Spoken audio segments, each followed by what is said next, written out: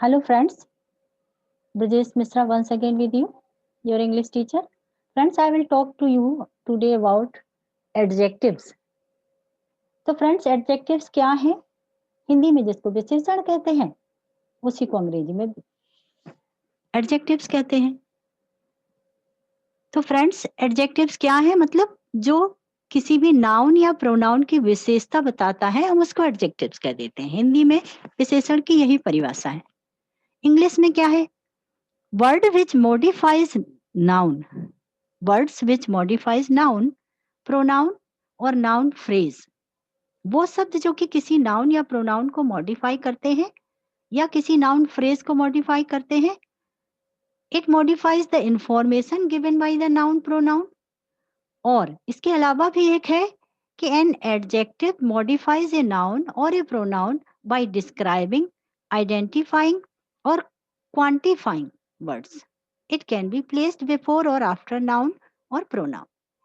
तो फ्रेंड्स पहली डेफिनेशन में जो हमने बताया कि नाउन और प्रोनाउन या नाउन फ्रेज को मॉडिफाई करता है एडजेक्टिव और कोई भी इंफॉर्मेशन देता है नाउन या प्रोनाउन के बारे में। दूसरी डेफिनेशन में हमने बताया कि an adjective modifies a noun और ए प्रोनाउन बाय डिस्क्राइबिंग, डिस्क्राइब करते हुए, आइडेंटिफाइंग करते हुए, उसकी पहचान बताते हुए या क्वांटिफाइंग करते हुए जो शब्द होते हैं नाउन या प्रोनाउन के बारे में सेंटेंस में इस्तेमाल, उन सबको हम एडजेक्टिव्स कहते हैं। It can be placed before और आफ्टर नाउन और प्रोनाउन। ये आगे भी लिखा जा सकता है नाउन के और प्रोनाउन के आगे भी लिखा जा सकता है और बाद में भी लिखा जा सकता है। मतलब इनका प्रयोग सेंटेंस में नाउन या प्रोनाउन के जस्ट बाद या जस्ट पहले होता है। तो कैसे? अब हम आगे चलते हैं, देखते हैं कि काइंड्स ऑफ एडजेक्टिव्स क्या हैं। काइंड्स ऑफ एडजेक्टिव्स हैं adjective of quality, adjectives of quantity. वो एडजेक्टिव जो कि क्वालिटी को बताते हैं, उसकी गुणवत्ता को बताते हैं, उसके गुणों के बारे में बात करते हैं। दूसरे हैं जो उसकी मात्रा के बारे में बात करते हैं, एडजेक्टिव्स ऑफ नंबर।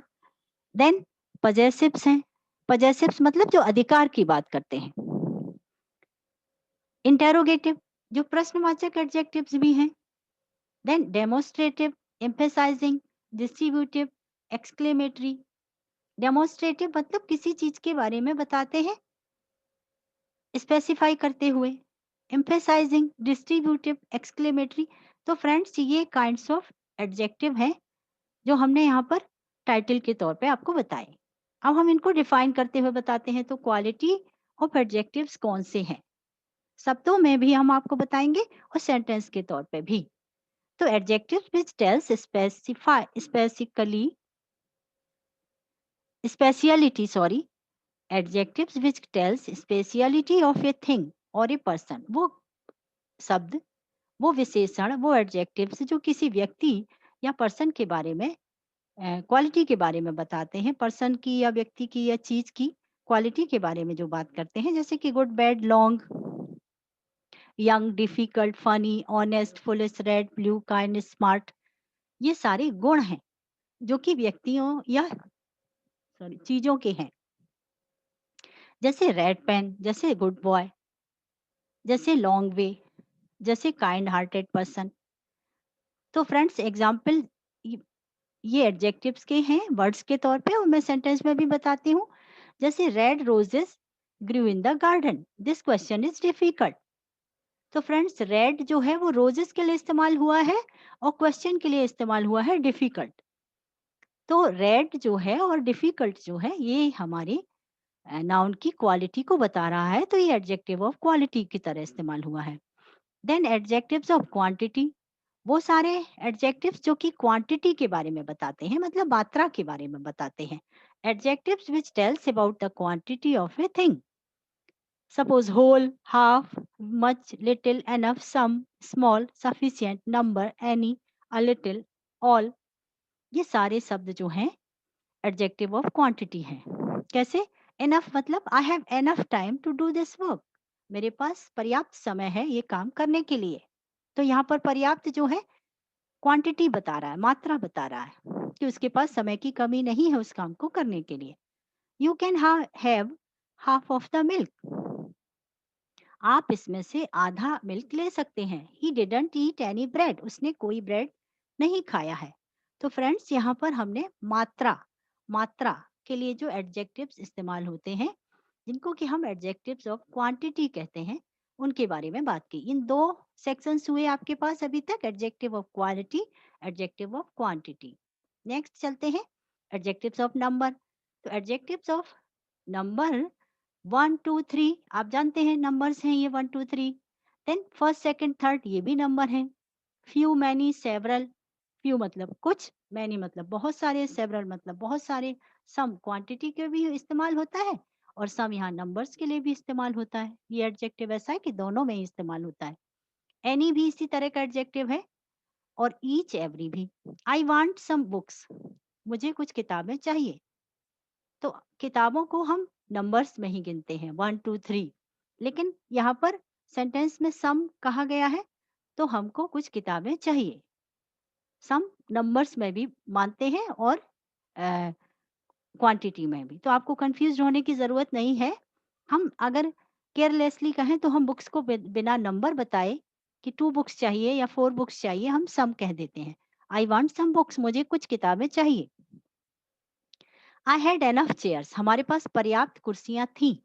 यहाँ पर हम कुर्सियों का नंबर भी बता सकते हैं, लेकिन हमने यहाँ पर एनफ शब्द का इस्तेमाल किया है।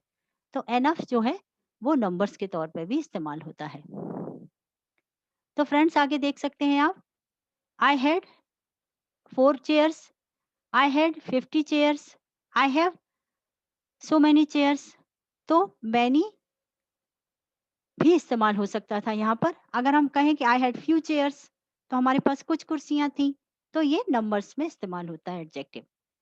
फ्रेंड्स, मूव करते हैं पजेसिव्स की तरह। पजेसिव्स एडजेक्टिव जो पजेशन शो करते हैं, वो एडजेक्टिव के बारे में।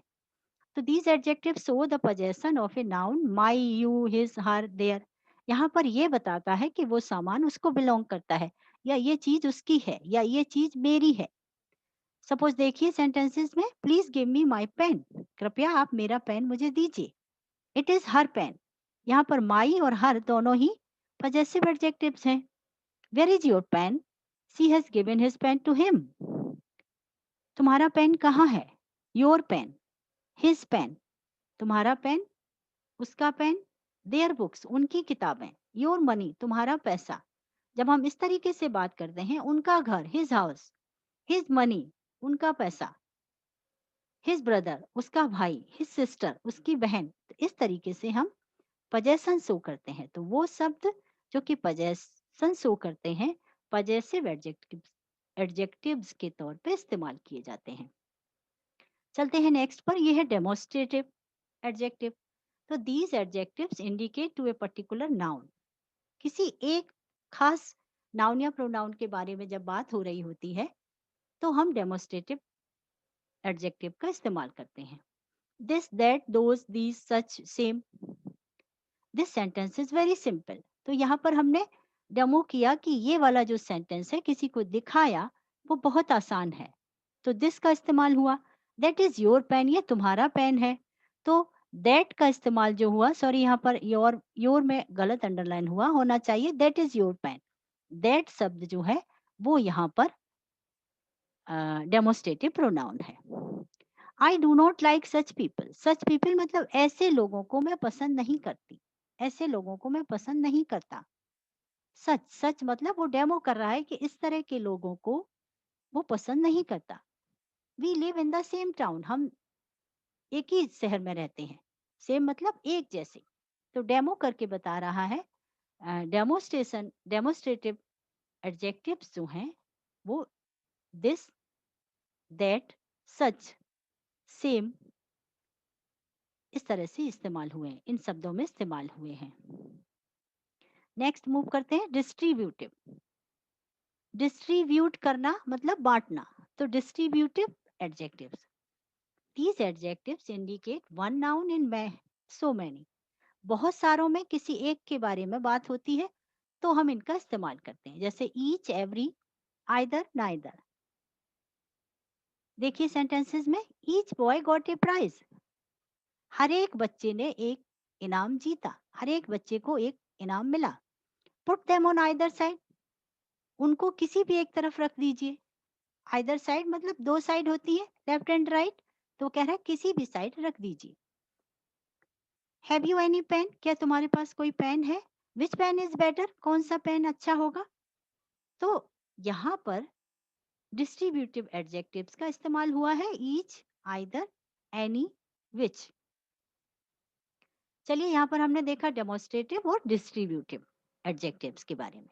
नेक्स्ट मूव करते हैं, ये है interrogative adjectives. These adjectives indicate questioning words. इन्हें पहचानना बहुत आसान है, ये क्वेश्चंस पूछते हैं। कैसे? इनको हम इस्तेमाल करते हैं अपने क्वेश्चनिंग सेंटेंसेस में, क्वेश्चंस में, इंटेरोगेटिव सेंटेंसेस में, इसीलिए इसको इंटेरोगेटिव एडजेक्टिव कहते हैं।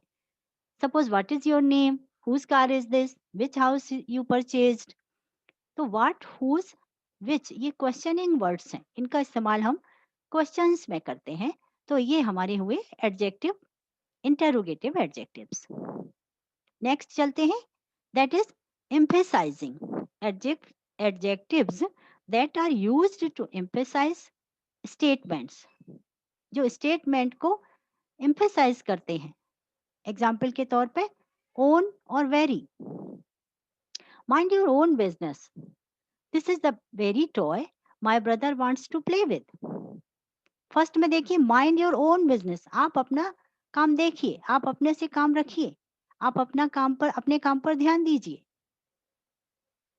देन अगेन इन्होंने कहा कि this is the very toy, ये वही खिलौना है, my brother wants to play with, जिसके साथ कि मेरा भाई खेलना चाहता था।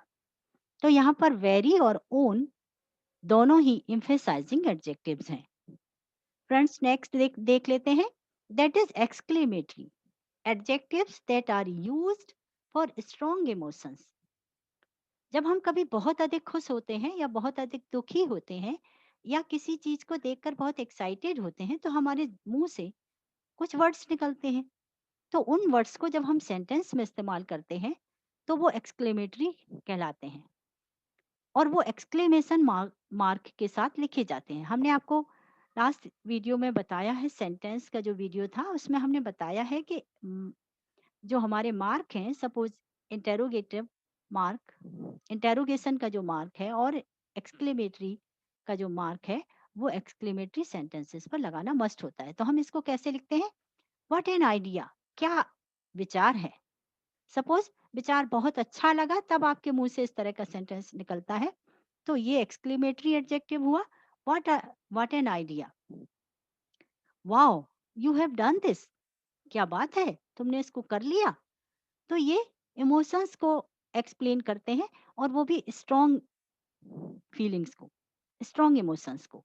तो फ्रेंड्स हमने देख लिया यहाँ पर इंटेरोगेटिव एडजेक्टिव्स हुए, एम्फेसाइजिंग एडजेक्टिव्स हुए, और एक्सक्लेमेटरी भी। तो प्लीज इनको, इन पर ध्यान दीजिए और सीखने की कोशिश करिए। मैं आपसे मिलती हूँ वापस नेक्स्ट वीडियो में। Thank you very much.